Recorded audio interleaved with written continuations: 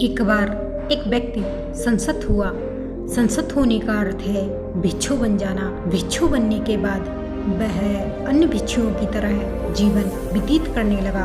उस समय बुद्ध अपनी शिक्षाओं को लोगों तक पहुंचाने के लिए अपने शिष्यों को अलग अलग दिशाओं में भेजते थे। तो वह भिक्षु भी अपने गुरु भिक्षु के साथ एक दिशा की ओर चल पड़ा और आधे मार्ग में पहुंचने के बाद उसने अपने गुरु भिक्षु से पूछा, गुरुदेव, बुद्ध कहते हैं कि विचार ही वास्तविकता बनते हैं, परंतु मेरे मन में ना जाने अब तक कैसे कैसे विचार आए हैं, लेकिन वह तो मेरी वास्तविकता नहीं बने। फिर बुद्ध ऐसा क्यों कहते हैं कि विचार ही हमारी वास्तविकता बनते हैं? वह गुरु भिक्षु उस नए भिक्षु से कहता है, अनिरुद्ध, बुद्ध द्वारा कहा गया हर एक शब्द बहुत ही गहरा है और उसे समझने के लिए गहरी समझ की आवश्यकता होती है। बुद्ध ने मनुष्य जाति को यह सूत्र दिया है। जो इस सूत्र को समझ गया वह यह भी समझ गया कि हमारे विचार हमारी वास्तविकता कैसे बनते हैं। क्या तुम इस सूत्र को जानना चाहते हो? वह नया भिक्षु कहता है, हाँ गुरुदेव, कृपया करके मुझे इसके बारे में बताएं। तब गुरु भिक्षु कहते हैं, जैसा विचार वैसा कर्म और जैसा कर्म वैसा कल। मतलब जैसा विचार तुम्हारे भीतर चलते हैं तुम वैसा ही काम करोगे और जैसा तुम काम करोगे वैसा ही तुम्हें परिणाम मिलेगा। तब वह नया भिक्षु कहता है, तो करना क्या है? अपने विचारों को बदलना है, परंतु कैसे? इसका उत्तर क्या है? तब गुरु भिक्षु कहते हैं, क्या तुम जानना चाहोगे कि हमारे विचारों का स्रोत क्या है? नया भिक्षु कहता है, हाँ गुरुदेव, कृपया कर मुझे इसके बारे में बताएं। गुरु भिक्षु कहते हैं, विचारों का स्रोत है भीतरी और बाहरी वातावरण। भीतरी वातावरण का मतलब है तुम्हारे पुराने विचार और मान्यताएं, और बाहरी वातावरण का मतलब है जिनके तुम संपर्क में आते हो, जैसे तुम्हारे घर परिवार वाले और दोस्त।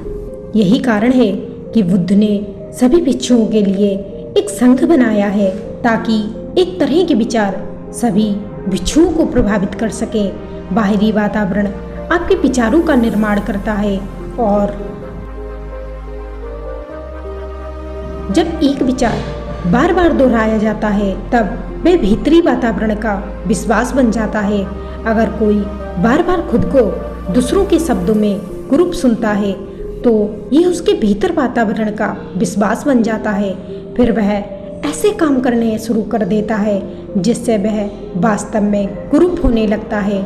यह सब सुनने के बाद नया भिक्षु कहता है, तो हमें अपने भीतरी और बाहरी वातावरण को कैसे बदलना है?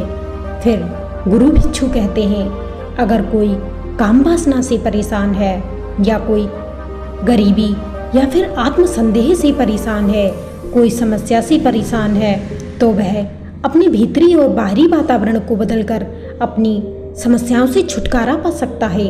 गुरु भिक्षु आगे कहते हैं, हम अपनी भीतरी और बाहरी वातावरण को अनुशासन के द्वारा बदल सकते हैं। अनुशासन के बिना कोई भी व्यक्ति गलत वातावरण में पड़ सकता है और अनुशासन के द्वारा ही कोई व्यक्ति सही वातावरण को चुन सकता है। इसलिए सभी भिक्षुओं को अनुशासित रहने के लिए कहा जाता है। वह नया भिक्षु कहता है, गुरुदेव, मुझे अनुशासन के बारे में विस्तार से समझाइए।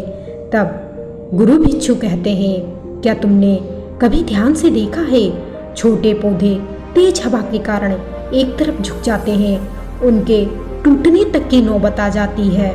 वे टूट न जाएं इसलिए उन्हें एक लकड़ी का सहारा दिया जाता है।